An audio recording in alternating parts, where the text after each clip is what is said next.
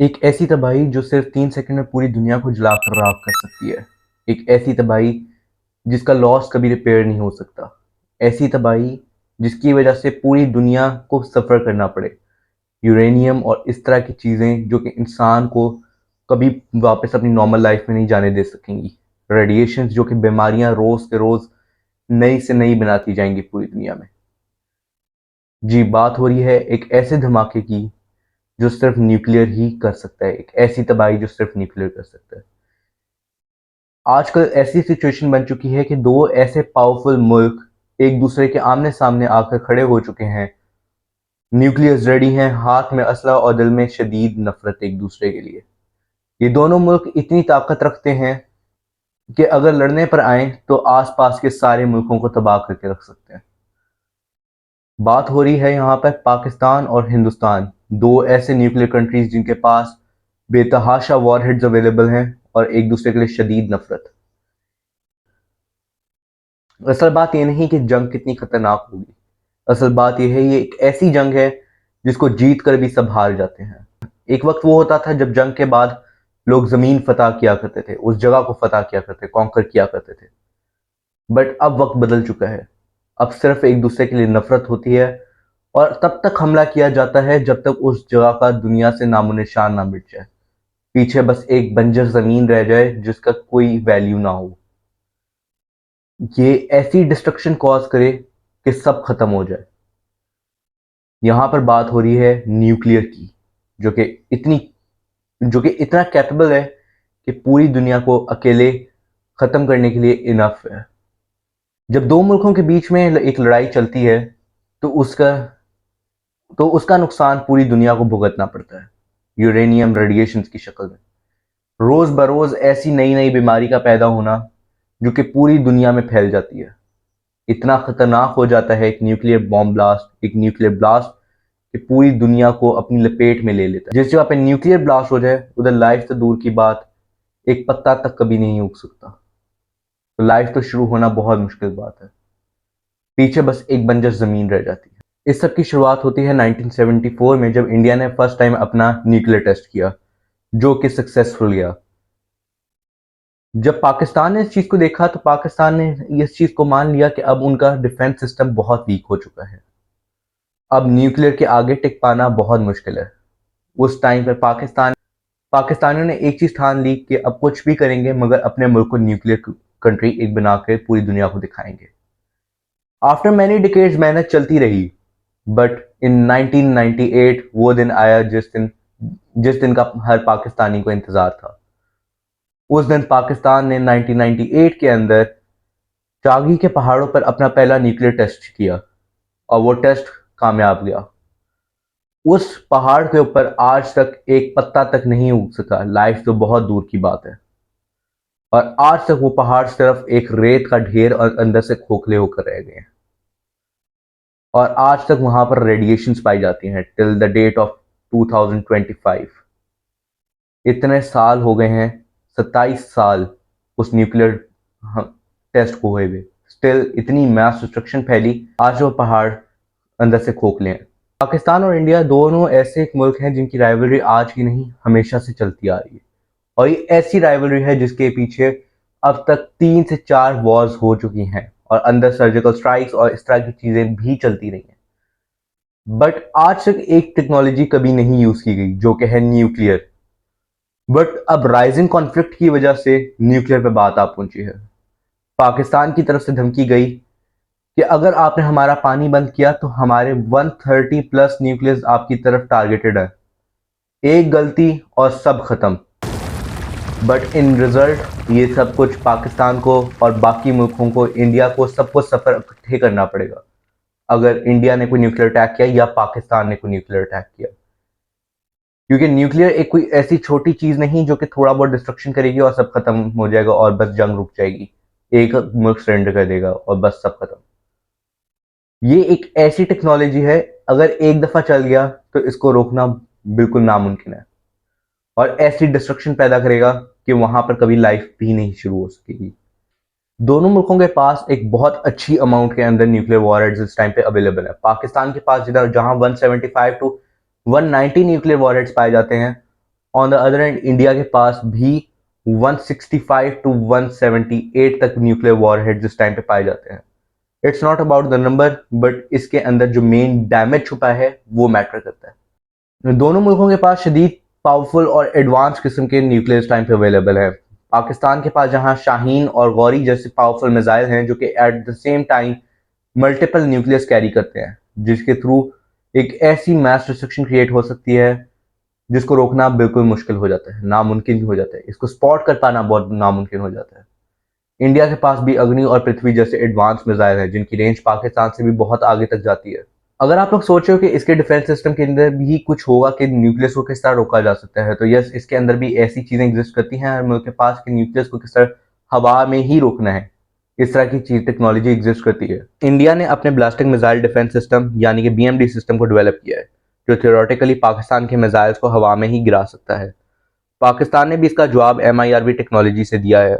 एक missile multiple nukes के साथ है जिसे ट्रैक करना बहुत ज़्यादा मुश्किल हो जाता है। हर ऐसी वॉर सिचुएशन के अंदर दोनों मुल्कों ने बहुत ज़्यादा न्यूक्लियर का जिक्र किया है। न्यूक्लियर अटैक का बहुत ज़्यादा जिक्र हो चुका है, मगर इन दोनों को सिर्फ एक ही चीज़ इस बटन को दबाने से रोके हुए, वो है म्यूचुअल एश्योर्ड डिस्ट्रक्शन। ये वाहिद ऐसी चीज़ है जिसने अभी तक इन दोनों को रोका हुआ है न्यूक्लियर चलाने से। इसके पीछे सबसे बड़ी रीजन ये है कि दोनों मुल्कों को इस चीज का मालूम होना चाहिए कि अगर एक कंट्री भी न्यूक्लियर लॉन्च करता है तो दोनों मुल्क खत्म हो जाएंगे। ये इतनी पावर रखती है चीज। टाइम पे सारी super powers like Russia, America and China, इन तीनों मुल्कों की इस टाइम पे बहुत करीब से नजर है दो पाकिस्तान और इंडिया के मैटर पे। बिकॉज अगर इन केस अल्लाह ना करे वॉर शुरू होती है तो इतनी पावरफुल डिस्ट्रक्शन होगी जिसका लॉस पूरी दुनिया को सहना पड़ेगा।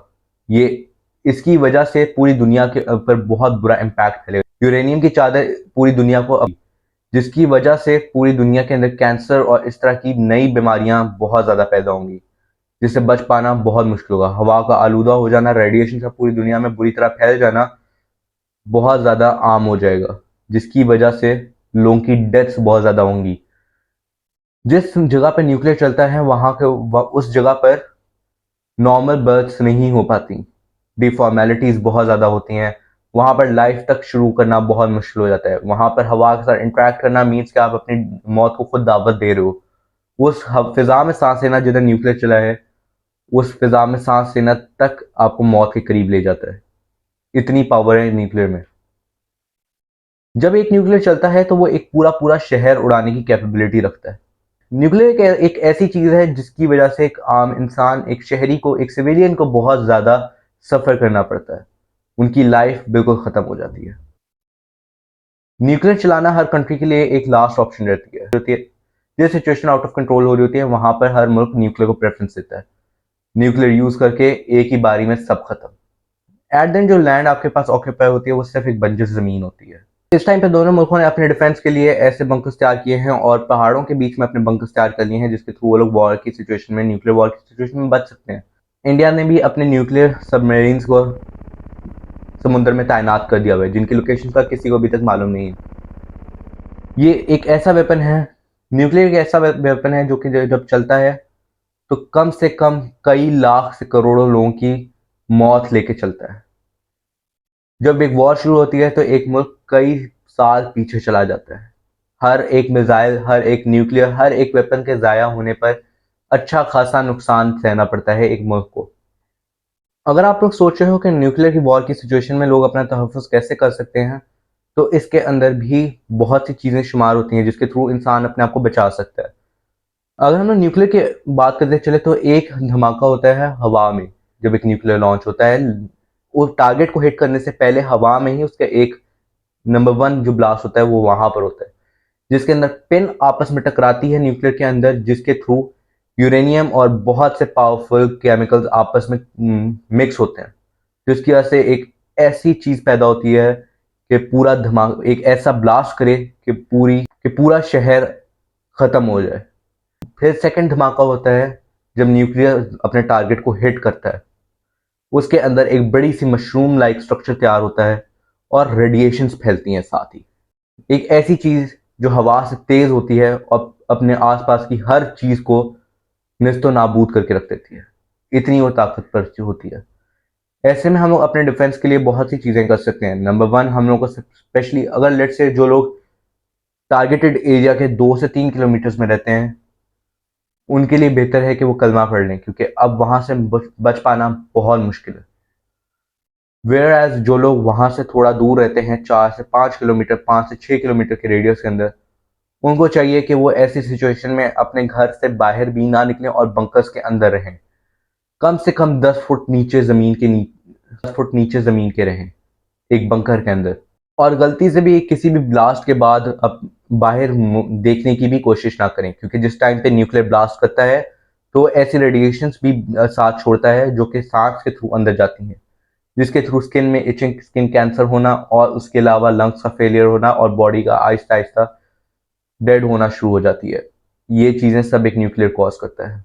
अगर हम एक चीज़ देख सोचते चलें कि अगर लेट से हमारे आमने सामने कहीं न्यूक्लियर अटैक होता है, अल्लाह ना करे, कि अराउंड 3 to 4 किलोमीटर दूर कम से कम, तो हम लोग को अपने आप को एक पहली से कैसे बचाना है, वो ये है कि अगर आपके आसपास कोई मोटी दीवार है जिसके गिरने का खतरा ना हो, उसके पीछे जाकर छुप जाइए। कम से कम उस दीवार का 2 से 3 फुट मोटा होना ज़रूरी है। और अगली सिचुएशन के अंदर, अगर आप ऐसी कहीं अगर आप अपने घर के किसी बंकर में हो, तो आपके पास इतनी सप्लाईज होनी चाहिए कि आप कम से कम 1 to 2 वीक्स अंदर सर्वाइव कर सको न्यूक्लियर के चलने के दौरान, न्यूक्लियर वॉर के चलने के दौरान कम से कम 2 से 3 वीक्स अंदर सर्वाइव कर सको। और आपके पास ऐसी सिचुएशन में कपड़े होने चाहिए जो कि आपके सर्वाइवल में बहुत ज़्यादा हेल्प आउट करेंगे। उसके अलावा आपके पास ड्राई फूड नहीं, ऐसी सिचुएशन में आपके पास खुश्क खुराक होनी चाहिए। खुश्क खुराक मीन्स दालें और इस तरह की चीज़ें, वेजिटेबल्स, फ्रूट्स, चिकन टाइप की चीज़ों को मैक्सिमम अवॉइड किया जाए। और दुनिया के बारे में इस टाइम पे क्या चल रहा है जानने के लिए आपके पास स्पेशली एक रेडियो होना चाहिए। रेडियो क्यों इंपॉर्टेंट है? क्योंकि जिस टाइम पे न्यूक्लियर अटैक होता है तो मोबाइल्स वगैरह बिल्कुल फारिग हो जाते हैं, उनके अंदर सिग्नल्स आना बिल्कुल खत्म हो जाता है। हवा से मैक्सिमम कोशिश कीजिए कि इंटरेक्ट ना हो। आप ऐसे ही कम से कम एक न्यूक्लियर ब्लास्ट के बाद 72 आवर्स एक बंकर में ही सर्वाइव करें। जब तक आप तक रेस्क्यू ना पहुंचे तब तक आप बाहर ना निकलें। आपको रेडियो के थ्रू ये पता लग सकता है कि आपके आसपास अभी तक कोई रेस्क्यू टीम पहुंची है कि नहीं पहुंची, वॉर अभी तक रुकी है या नहीं रुकी है, सीज फायर की कॉल गई है या नहीं गई है।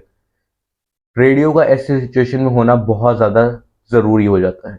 बीन्स टाइप की खुराक का बहुत ज़्यादा यूज़ करना ज़रूरी होता है। दालें, डिफरेंट किस्म की सब्जियां और फल भी, इन चीज़ों को मेक श्योर किया जाता है। ऐसी सिचुएशन में मैक्सिमम नहाना भी बहुत ज़्यादा बेनिफिशियल रह जाता है, जिसकी वजह से आपकी बॉडी के ऊपर से रेडिएशन और इस तरह के केमिकल्स हट सकते हैं जो आपकी बॉडी को हार्म करें।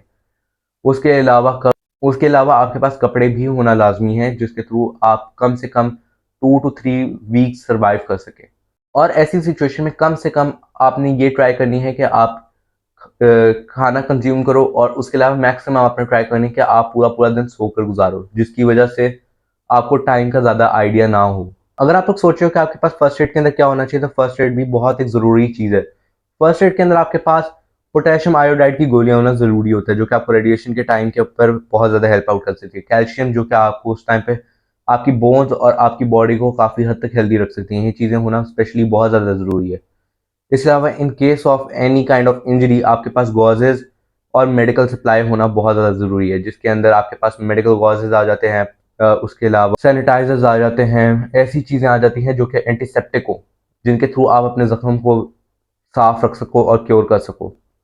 इसके अलावा आपके पास वाटर प्योरीफाइंग टैबलेट्स भी होना ज़रूरी है।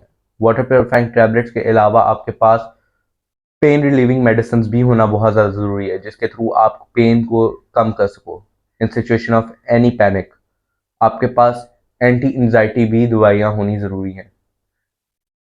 सबसे पहले तो आपके पास एक और चीज़ होनी चाहिए जो कि है हिम्मत। उस ऐसी सिचुएशन के अंदर यूजली लोग पैनिक कर जाते हैं और घबरा कर ही उनकी डेथ हो जाती है। आपको अपने आप को इस हौसले में रखना होगा फॉर मैनी वीक्स और may be more than a month कि आपकी रेस्क्यू के लिए कोई ना कोई ज़रूर आएगा। आपने बट अपने आप को छुपा कर रखना है जब तक आपको ये ना पता लगे कि अब आप सेफ हो। और मिनिमम 72 आवर्स के लिए आपने हवा के साथ इंटरेक्ट नहीं करना। और ऐसी सिचुएशन के अंदर आपके पास एंटीसेप्टिक सोप्स और शैम्पूज का भी होना बहुत ज़्यादा ज़रूरी है, जिसके थ्रू अगर आप नहाते हैं तो आपकी बॉडी के ऊपर जितने भी इन्फेक्शंस आए हुए हैं वो ख़त्म हो सकें। ये सारी बेसिक ज़रूरियात है ऐसी सिचुएशन में। और इसके अलावा आप तब तक अपने घरों से बाहर ना निकलिए, जी अपने अपने बंकर से तब तक बाहर ना निकलें जब तक आपको ये ना आइडिया हो कि खतरा टल चुका है। हम सब दुआ करते हैं कि वॉर की सिचुएशन आए ही ना, हम सब आपस में इजीली रहें और हम लोग का ये कॉन्फ्लिक्ट इजीली खत्म हो जाए without any damage. I hope आप लोगों को ये वीडियो इन्फॉर्मेटिव लगी होगी और आप लोगों के इस वीडियो के थ्रू कोई मदद हुई होगी। सो हम लोग मिलते हैं किसी और वीडियो में, तब तक के लिए अल्लाह हाफिज़।